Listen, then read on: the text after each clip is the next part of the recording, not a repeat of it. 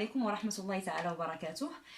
Cette vidéo, c'est la suite de la vidéo précédente concernant la concentration molaire des espèces chimiques dans une solution. Alors aujourd'hui, nous allons voir la préparation d'une solution. Donc la préparation d'une solution se fait soit par dissolution d'une espèce chimique, soit par dilution d'une solution existante. D'accord? Alors on commence par la dissolution d'une espèce chimique. Donc c'est quoi la dissolution? Donc lorsqu'on introduit une petite quantité du sel dans un volume d'eau, alors on remarque ou bien on observe la disparition du sel dans l'eau. Donc on dit qu'il y a dissolution du sel dans l'eau. C'est bon? Alors cette dissolution se passe par plusieurs étapes. Premièrement, on doit peser la masse en prélevant le solide, ça veut dire le sel. Si on veut préparer par exemple 100 ml de solution de chlorure de sodium, donc on doit peser la masse en prélevant le sel avec une spatule, bien sûr propre et sèche, puis on place cette masse dans une capsule, d'accord, préalablement pesée. Deuxième étape, on doit introduire le solide, ça veut dire le sel qu'on doit préparer dans une fiole jaugée de 100 ml. Bien sûr, si on veut préparer une solution de 100 ml, avec un entonnoir, sans oublier de rincer l'entonnoir et la capsule pour éviter la perte de la matière. Alors on passe à la troisième étape. Donc dans cette étape, on doit remplir la fiole aux 3/4 avec l'eau distillée. Et après l'avoir bouchée, on agite pour dissoudre le solide. D'accord? Donc c'est la troisième étape. Alors une fois la dissolution est terminée, on passe à la quatrième étape. Donc dans la quatrième étape, on ajoute de l'eau. Et on passe directement à la cinquième étape. Donc dans cette étape, on agite plusieurs fois pour avoir ou bien pour bien homogénéiser la solution.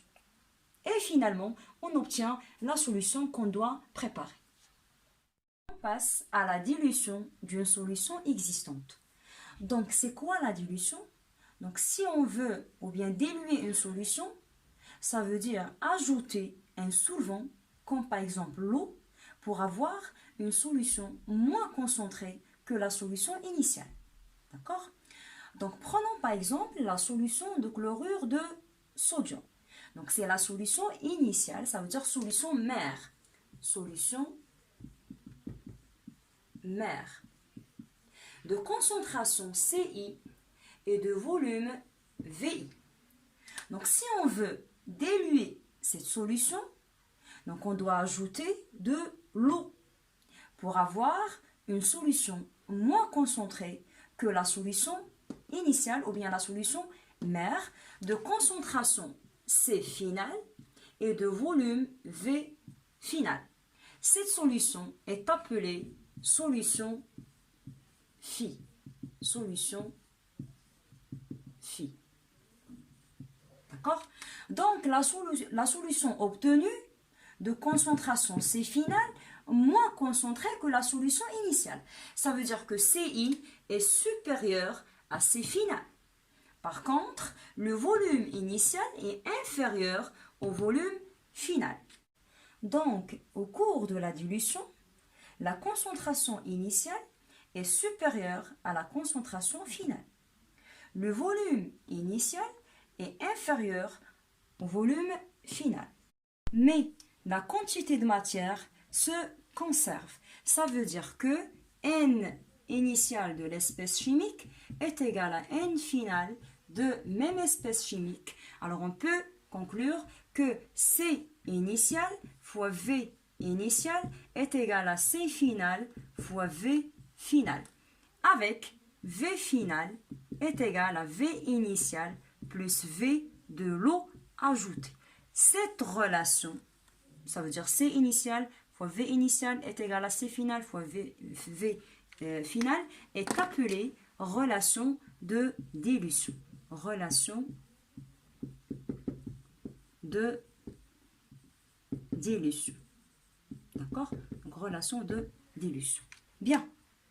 D'après cette relation, ça veut dire C initial fois V initial est égal C final fois V final. On peut obtenir le rapport, donc C initial sur C final est égal à V final sur V initial. Donc, puisque C initial est supérieur à C final et V final est supérieur à V initial, donc ce rapport est toujours positif. Ce rapport est appelé le facteur de dilution ou bien le coefficient de dilution. Alors on passe à l'exercice d'application. Donc on dissout 1,17 g de chlorure de sodium NaCl dont 100 ml d'eau distillée, on obtient une solution S1. Première question, calculer la concentration massique en chlorure de sodium de la solution S1. D'accord? Deuxième question, déduire la concentration molaire de la même solution. Alors, on ajoute à la solution S1 un volume V d'eau distillée, on obtient S2 de concentration C2 égale 0,02 mol par litre. Troisième question, calculer le volume d'eau ajoutée.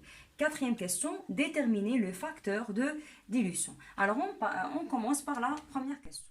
Donc, pour la concentration massique, donc Cm est égal à la masse sur le volume.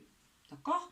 Ça veut dire que Cm est égal à M, ça veut dire 0, ou plutôt 1,17. Donc 1,17 sur le volume 100 millilitres fois 10 à la puissance moins 3 litres. Donc Cm est égal à 11,7 grammes par litre.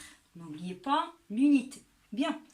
La deuxième question, déduire la concentration molaire de la même solution. Alors, lorsque je pose la question par déduire, ça veut dire de ce qu'on a déjà traité ou bien de ce qu'on a déjà vu. Ça veut dire d'après les questions précédentes. D'accord? Donc, puisqu'on a C massique ou bien la concentration massique, et on sait qu'il y a une relation entre la concentration massique et la concentration molaire, donc on doit l'utiliser. Donc, on sait que C est égal à Cm, C massique, sur la masse molaire de NaCl. D'accord? Donc, C est égal à la concentration massique, ça veut dire 11,7 sur la masse molaire de NaCl, c'est 55. Donc, C est égal 0,20 mol par litre. C'est bon? Donc, c'est la concentration molaire. Bien. Alors là, on passe à la question 3. Donc, on ajoute à la solution S1 un volume V d'eau distillée, on obtient S2 de concentration C2. Troisième question, calculer le volume d'eau ajoutée. Donc, nous avons déjà une solution S1 de concentration C est égale à 0,2 mol par litre, ça veut dire C initial, d'accord? Et un volume V initial est égal à 100 millilitres. Alors, lorsqu'on ajoute l'eau à la solution S1, on obtient une solution C2, d'accord? C2 est égal à 0,02 et un volume V final qui est égal à V initial plus VO. Alors, on cherche VO. Donc, comment je peux résoudre cette question? Donc, on sait que d'après, bien sûr, la relation de dilution, ça veut dire C1 fois V1 est égal à C2 fois V2. D'accord? Ou bien C initial fois V initial est égal à C final fois V final. Alors, si on suppose que C1 est égal à 0,2 mol par litre, alors on cherche VO. Donc, V2 qui est égal à V1 plus VO égale C1 fois V1 sur C2. On cherche V2. Donc, V2 égale C1 fois fois V1 sur C2 moins V1. Application numérique, donc V2 est égal à 0,9 litres. D'accord? Alors, VO, d'accord? V2, l'eau ajoute.